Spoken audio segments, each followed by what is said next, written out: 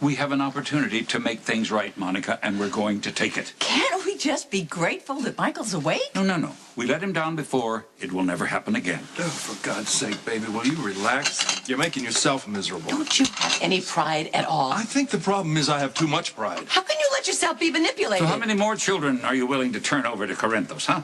Don't you talk to me like that. Michael needs us. Michael needs to get better. My great-grandson is old enough to choose where he wants to live, with some guidance, of course. Your great-grandson just woke up from a year-long coma. And he was shot because we didn't protect him. No, instead, we allowed Sonny Corinthos to just walk out that front door with AJ's only child. I know all that, Edward. It happened a long time ago. What we have to focus on right now is what Michael needs, not what we need. The heir to the Quartermaine fortune was brought up by killers and thieves. Surprised you didn't come after me. I thought it was better to sit still. Oh, so you couldn't find me. Thank you, Alice. You're welcome, Mr. Luke. Please give Cook my regards. Oh, I will. Thank you. And you're really ready to give all this up for boy under this roof as soon as possible. We can't just go And by the in way, and swoop I have him no up, intention Edward. of Why the hell footing not? the That's bill exactly while what you we run allowed off and Sonny try to Corinthos relive to your do. glory days with Holly Sutton. Glory days? When were those? I don't remember any I glory can't even days. argue with my Holly husband. wouldn't have leave any me power alone. at all. I don't want to hear the name Holly Sutton ever again. Good morning, all. Look, how lovely to see you surrounded by family. You're quite the picture of domesticity. The former king of adventure and the open road. It's such a change to see you here boxed in, surrounded by your loving family. Alice, get her out of here. You do no such thing, Alice, here. Welcome home, Holly. It's nice to see you again. Thank you, Edward. Alice, would you pour the lady a cup of tea, please? Handsome as ever. Oh, please. I understand that you've been quite elusive, huh? Luke had no trouble finding me. Not that you'll pay any attention to me, Daddy, but she is a con artist. Pay no attention to her. She says that to everyone. You know, Miss Sutton traveled all the way here from Singapore for a family reunion.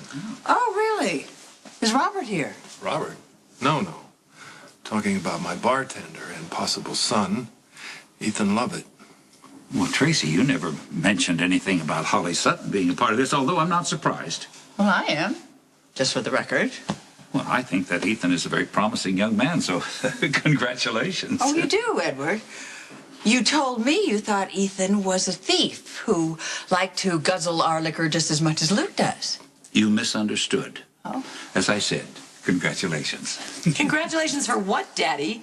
Holly has deftly avoided claiming Ethan as her son. We have no idea who his parents are. Well, it's very simple to determine. All you have to do is have a DNA test. Well, there's the voice of experience. People, we've already done that. Your darling daughter fixed the results. So much for science. I prefer to get my answers straight from the source.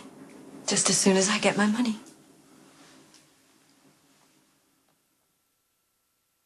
So you two produced that fine young bartender with the sticky fingers, huh?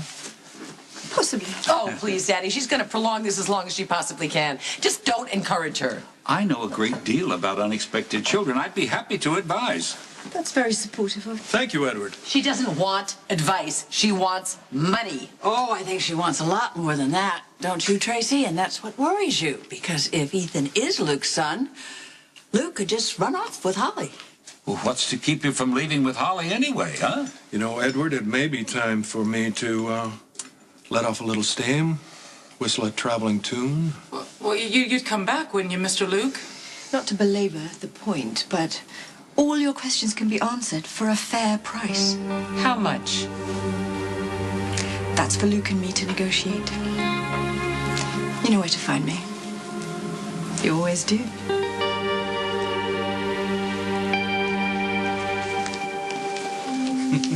I have always thought that girl was absolutely delightful. She is delightful, Edward. She has the answers to all the questions I need, whatever the price.